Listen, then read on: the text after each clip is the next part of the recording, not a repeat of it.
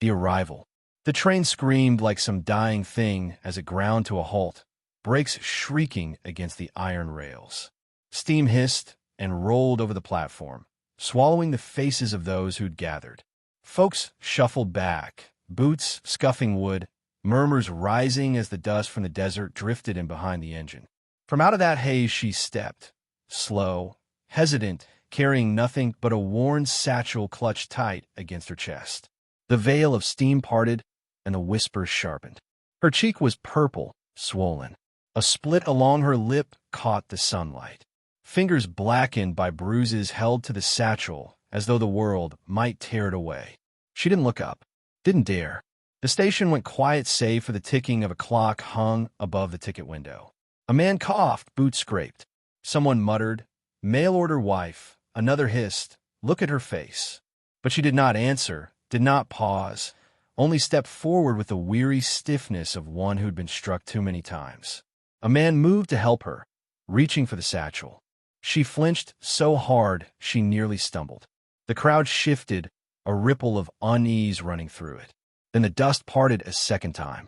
A tall figure stood at the far edge of the platform, hat pulled low, duster worn pale by years of sun. Broad-shouldered, quiet-eyed, he watched her as though the whole world had narrowed to that single bruised face. Samuel Hayes. He did not hurry. He stepped forward one boot at a time, spurs whispering against wood. The crowd split without a word, leaving a line between him and her. The woman looked up then, just once, and her eyes were wide with something close to terror. He stopped in front of her. Silence hung heavy. Steam drifted like ghosts between them. "You're coming with me," he said, voice low, steady. No question, no pity, only certainty. Her lips parted, but no words came. She only nodded, once, sharp and small. And when he took the satchel from her hand, she did not flinch this time. She let it go. They walked off the platform together, his long stride slowed to match hers. Behind them, the whispers grew. Underscore.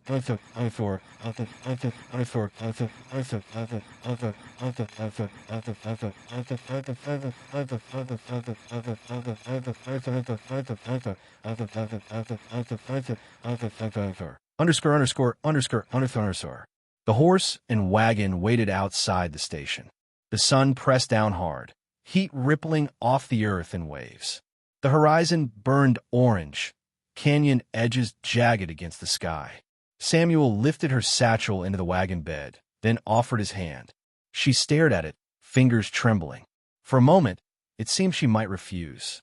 But at last she placed her hand in his, light as a bird. He helped her climb onto the seat. They rode out of town in silence. The wheels creaked, horses snorted. The town shrank behind them, saloon doors swinging, dust swirling around shuttered windows. Folks who'd watched her step off the train now lingered at porches and alleys, their eyes following the wagon until it rolled beyond sight. The desert opened wide. Sagebrush bent beneath the wind, and the sun poured molten light across the sand. Samuel kept his gaze on the road ahead, jaw tight.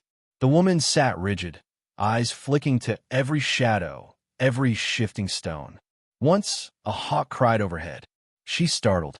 He glanced at her, but said nothing, only tightened the reins and urged the horses on.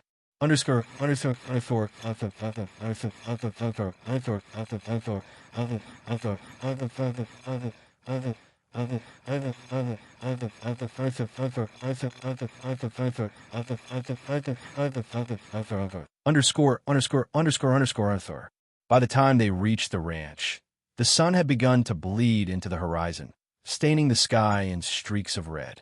The house stood alone on a rise, wood weather gray, roof patched and sagging in places.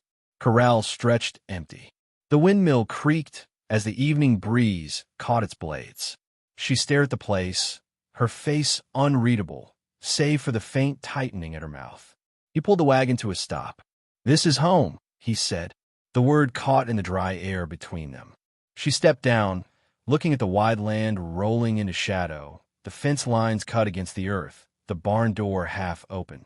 It was not grand, not pretty, but it was still, and it was his, and no one else's shadow touched it. Inside, the house smelled of wood smoke and dust. A A chair rocked gently as the door closed behind them. The table bore the marks of years of use, scarred by knives and cups. The walls were bare save for a single cross above the hearth. Samuel set her satchel by the door. "You'll take the room upstairs. First on the left." Her voice came then, hoarse from silence. "Thank you."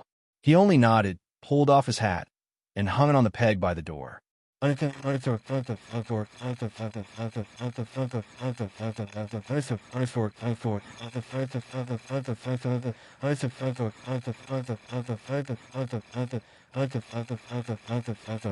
Underscore.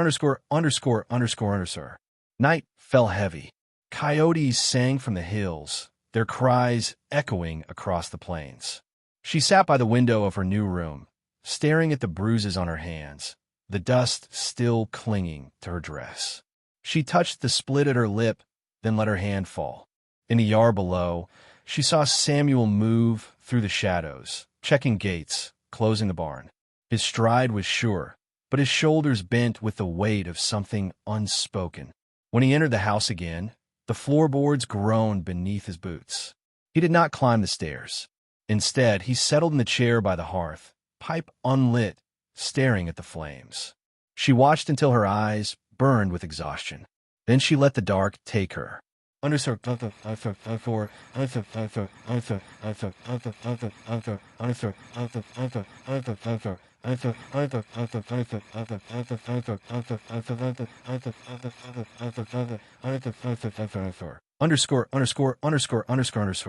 Back in town, the night was restless. The saloon still hummed with drink and laughter, but at one corner table, four men leaned close. One of them bore a scar across his cheek, twisted and white in the lamplight. He tossed back whiskey, slammed the glass on the wood, and spoke in a voice sharp as spurs. She came on the afternoon train. Pretty little thing. Bruised, but still hers. Anybody seen where she went? The barkeep hesitated, drawing a glass too long. One of the men leaned forward, voice low, dangerous. "We'll find her. Ain't no woman runs from Jeb Caraway." The table went silent. Only the piano stumbled on in the background. And out on the plains, where the coyotes still howled, the ranch lay quiet in the dark, unaware of the storm riding closer. Shadows on the frontier. The rooster's cry split the dawn, thin and sharp against the pale horizon. The woman was already awake, standing in the yard with her sleeves rolled up, bucket in hand. The chill of morning clung to her skin, but sweat darkened the fabric at her collar. Chickens scattered as she stepped into the coop. When one bird flapped against her wrist, she didn't drop the bucket, didn't cry out. She only drew a breath, steadying herself, and gathered the eggs with careful hands. From the porch, Samuel watched. His shadow stretched long across the dirt. He said nothing, but his gaze lingered on the way she moved, quiet, watchful, as though the land itself might rise against her. By midday, the sun was cruel overhead. She mended a torn fence, fingers raw from pulling wire. Dust clung to her hair, and once she stopped to press her palm against her ribs, as if some ache inside refused to fade. Still, she worked on. Samuel passed her a canteen. She took it, drank, then glanced at him with eyes that still carried the echo of fear. He tipped his hat, walked on, and the silence stretched between them like a taut rope neither dared cut.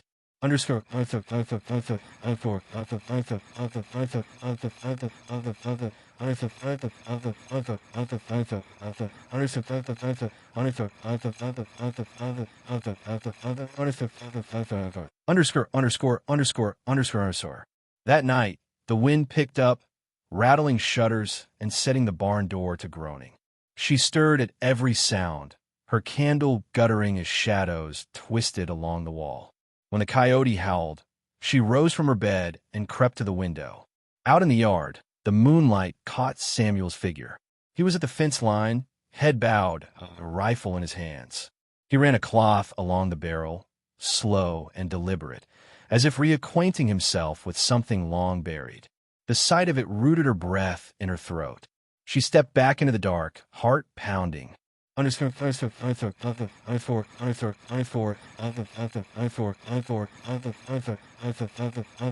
underscore.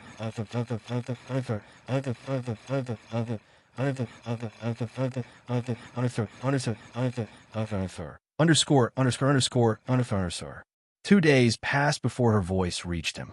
They were in the barn, stacking hay. Dust filled the beams of light. She broke the silence first.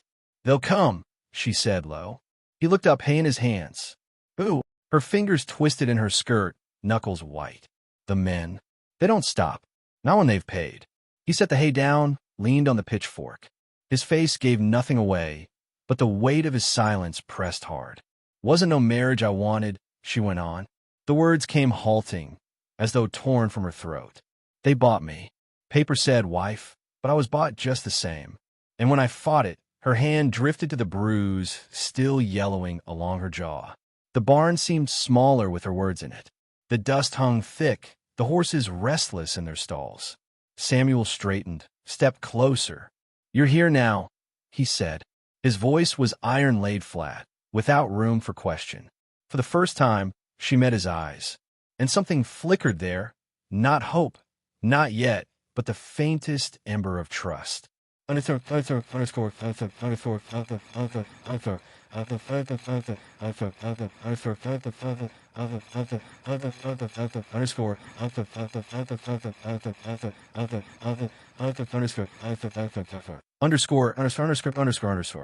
That night, hoofbeats drummed faintly in the distance.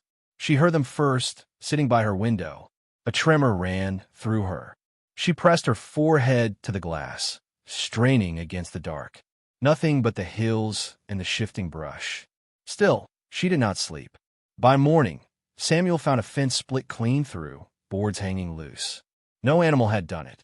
A knife was lodged in one post, its handle catching the light. He pulled it free, turned the blade in his hand. When she saw it, her face went pale. "They're close," she whispered. He said nothing, only slid the knife into his belt, eyes on the horizon. Underscore.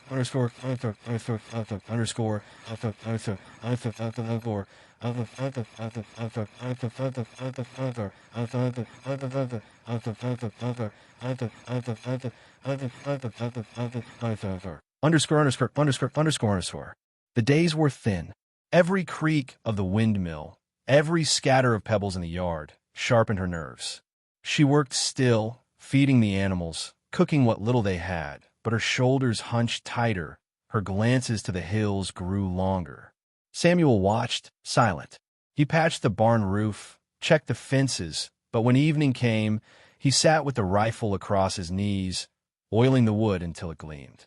One night, she found him by the hearth, revolver on the table. He was running his thumb over the cylinder, lost in thought. "You've killed before," she said. His head lifted slow, eyes shadowed by the firelight. He didn't answer. She sank into the chair across from him, candle trembling in her hand. "I seen the way you hold a gun. Ain't a farmer's grip. Ain't just for hunting coyotes." The silence stretched. The logs cracked in the hearth. At last he spoke, voice rough as gravel. "There was a time. Long ago." Her breath caught.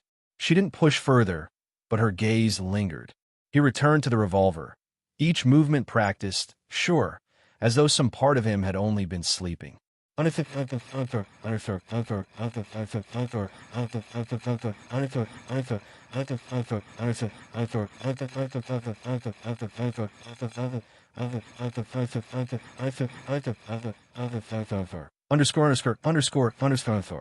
The days burned hotter. The sky was merciless, the ground dry and cracking. She stood one afternoon at the well, pulling the rope hand over hand. The bucket creaked up, dripping, and she set it down with a thud. When she turned, Samuel was there, eyes fixed on the distance. "What is it?" she asked. He lifted a hand, pointing. Out on the horizon, faint as smoke, rose the dust of riders. Her heart dropped. "Could be passing," she said, though her voice held no belief. He shook his head. "They're coming this way." The bucket slipped from her hands, water spilling into the dirt.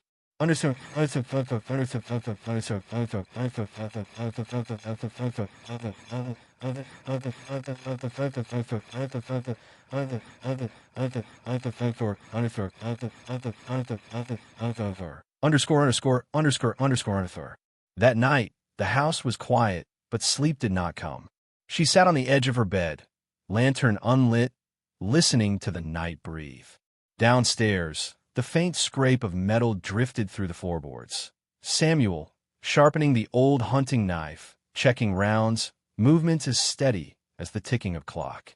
Her fingers pressed into the quilt, nails digging deep. The bruises on her body throbbed with memory, each one a ghost she could not shake. But beneath it, another feeling rose, a strange, stubborn spark. Through the window, she saw him in the yard, rifle slung, staring out across the plains as though he'd been carved from stone. The wind bent the grass, whispering through the fence line. Coyotes howled again, and in the distance, faint as a promise, came the echo of hooves. The storm was drawing near. The storm breaks. The sun hadn't cleared the horizon when the dogs started barking. Their cries tore across the yard, sharp and wild. Samuel stepped out with the rifle in his hands. Dust rose in the east, 4 riders pushing hard, horses foaming at the bit. Their silhouettes grew clear against the morning light. Wide hats, long coats, rifles slung across saddles. Eliza froze on the porch steps. Her knuckles gripped the rail until they bled white. The riders slowed as they reached the fence. Hooves struck dirt in rhythm, a thunder that silenced the dogs. At their head sat a scarred man with a jaw like stone, his eye cold and pale. Jeb Carraway. He spat in the dust, raised his voice. That woman you're keeping don't belong here. She belongs to me. Eliza's breath hitched. Samuel didn't glance at her. His rifle stayed cradled in his arms, barrel pointed down, but steady. She stays, Samuel said. The men laughed, low, sharp. Jeb swung from his saddle, boots sinking into the dirt. He pulled a folded paper from his coat and slapped it against the fence post. Got proof right here. Signed, stamped, sealed. She's property bought and paid for. Samuel's eyes flicked to the paper, then back to Jeb. His voice was iron. Not anymore. The air tightened. One of the riders shifted, hand brushing his revolver. Samuel raised the rifle in a breath, the barrel fixed on the man's chest. Silence. The horses stamped, tails swishing. A crow called from the hills. Jeb's smile was crooked. You hand her over by sundown, Hayes, or we burn this ranch to the ground and bury you in it. He mounted in one smooth motion. Dust swallowed them as they wheeled away, hoofbeats fading into the horizon. Eliza sank against the porch rail, face pale. You shouldn't have stood against him. You don't know what he's capable of. Samuel's gaze stayed on the horizon. I know.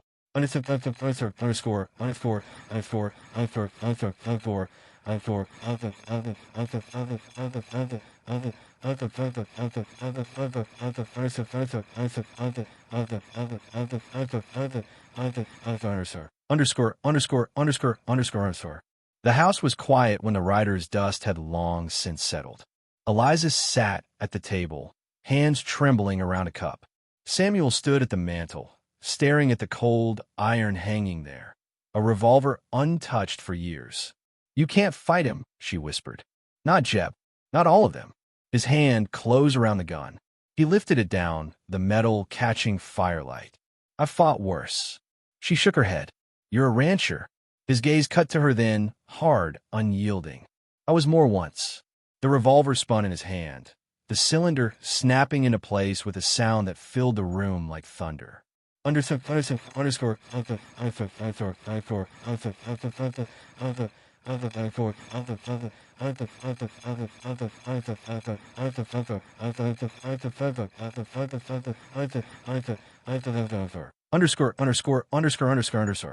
As dusk approached, Samuel worked in silence. He laid out weapons long hidden beneath the floorboards. An old Winchester, twin Colts, cartridges wrapped in oilskin. He cleaned each with slow precision, movements rehearsed, unhurried. Eliza watched from the doorway, breath shallow. Who are you? He didn't look up. A man I swore I'd never be again. The lamplight burned against his face, and in his eyes flickered something she hadn't seen before. Something sharp, dangerous, alive. My wife died, he said, voice flat. Childbirth took her. I buried them both and laid my guns beside the grave. Thought I could leave the blood behind. He lifted one colt, checked the chamber.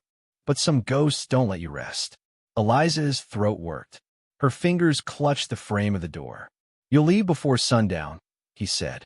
Ride to the hills. Stay hidden till it's done. No, her voice cracked, but it carried.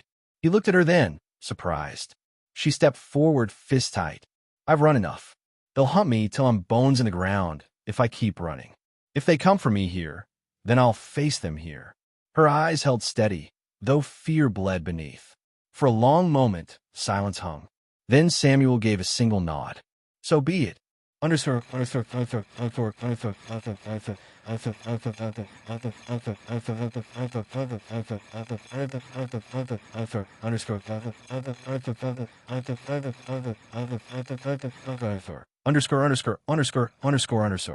The ranch turned into a fortress as twilight bled across the plains. Samuel stacked crates at windows, filled lanterns, checked the gate. Eliza moved beside him, carrying boards, hammering shutters closed. The land itself seemed to hold its breath. The wind stilled. The sky burned copper and violet. When the last nail was driven, Samuel leaned against the porch rail, watching the horizon where the riders would come. Eliza stood beside him, rifle in her hands. The old storyteller's voice might have whispered then. They say that evening the air went heavy, as if the world itself waited for what would come. Even the coyotes kept silent, for they knew the taste of death was near.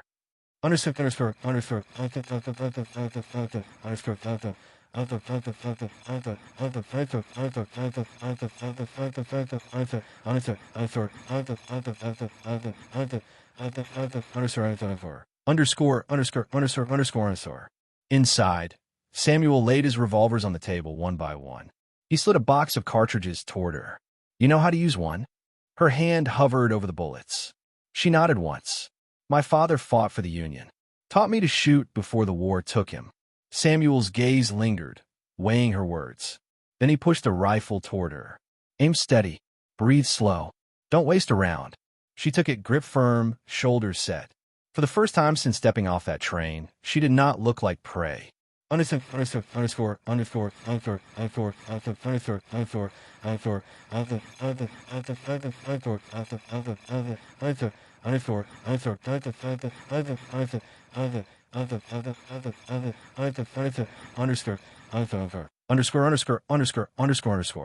The last light faded.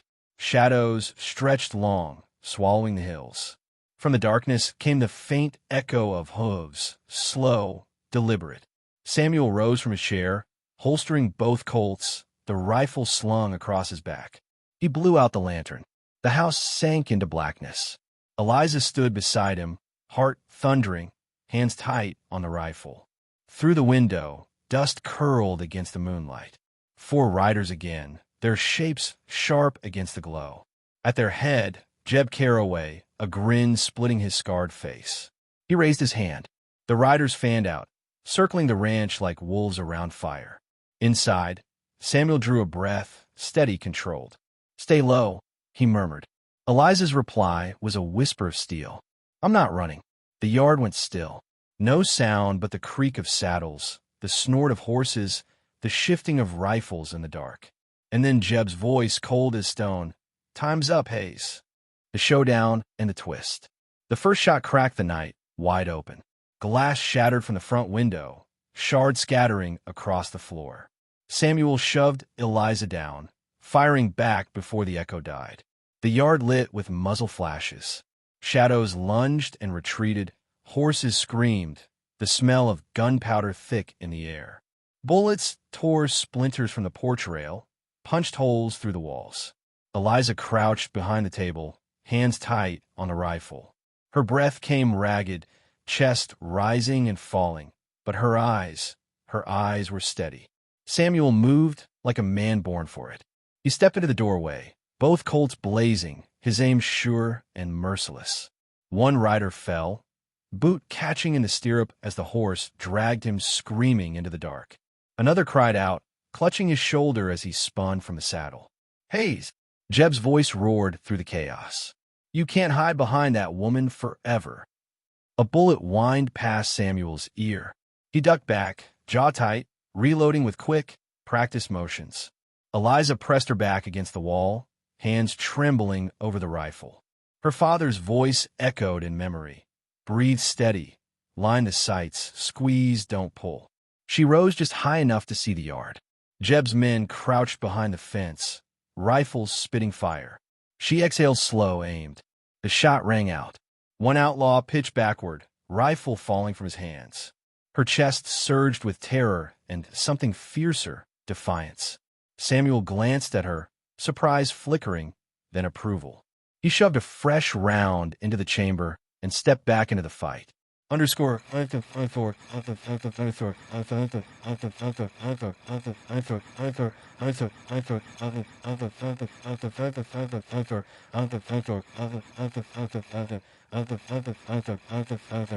Underscore. The battle raged. The barn door splintered under fire, lanterns shattered, flame licking across hay. Horses bolted, screaming into the night. Smoke curled, thick and choking. Jeb strode through the chaos, scarred face lit by fire, shotgun in hand. You ain't the man they said you were, Hayes.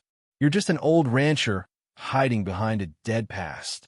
Samuel stepped into the yard, dust swirling around his boots, firelight burning in his eyes. Try me. Their guns roared in the same breath. Samuel rolled, dirt spraying, his shot grazing Jeb's arm. The outlaw cursed, firing wild, pellets tearing shingles from the roof. Behind them, Eliza stood in the doorway, rifle against her shoulder. She drew a bead on Jeb, finger tightening, but one of the outlaws rushed her flank. He lunged from the shadows, revolver raised. Eliza pivoted, fired once. The man collapsed in the dust, his gun clattering at her feet. She stared down at him, breath ragged. Then she turned back, eyes blazing, a different woman than the one who'd stepped off the train.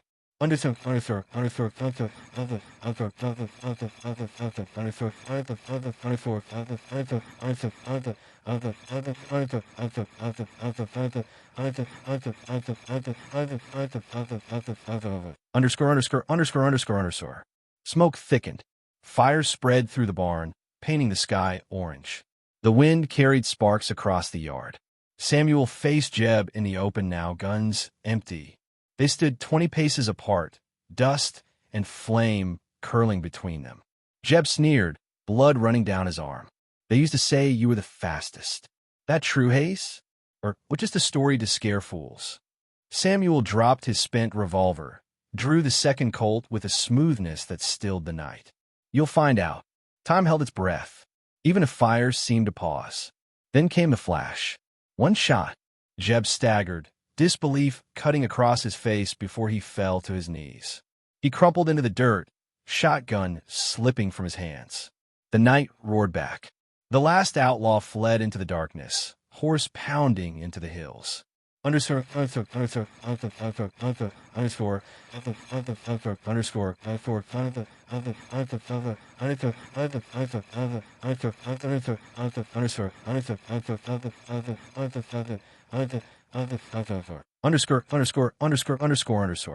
Silence followed.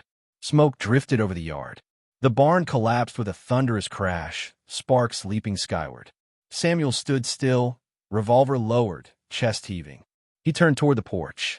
Eliza stood there, rifle still in hand, face lit by fire and moonlight. Her dress was torn, her cheeks smeared with soot, but her eyes burned fierce. You saved my life, she said. He holstered the Colt, met her gaze. No, you saved your own. The words hung, heavy and true.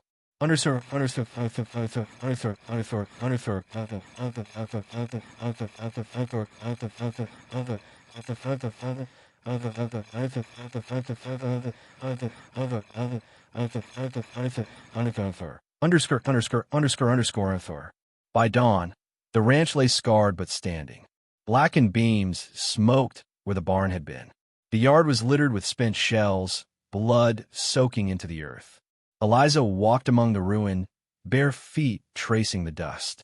Her satchel still sat by the door, unopened. She looked at it once, then left it where it was.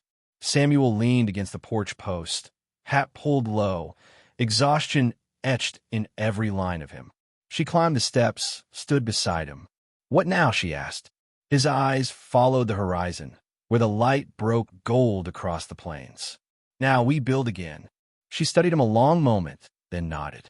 Not as a woman agreeing to a man's word, but as one choosing to stand beside him. Understood. Underscore.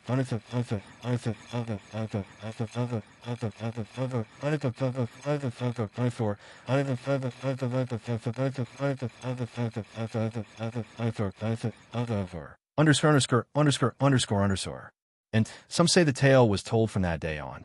How a bruised bride stepped from the train with silence in her eyes, and a lonely rancher said only, "You're coming with me." How outlaws came to claim her, waving paper and law twisted by greed, and how the rancher who'd laid down his guns took them up again when justice called. But they also say it wasn't just as legend forged that night. For when the fire rose and the guns split the dark, the woman who'd been beaten down stood unbroken, her aim true, her courage unshaken. The story was told in saloons and campfires, whispered along the frontier, that a ranch stood alone on the plains, scarred yet unbowed, where a man and woman carved their names into the wind. And when the coyotes howl across the canyons, some swear you can still hear the echo of that fight. The rifles, the cries, the voice of a man who would not yield, and a woman who would not run.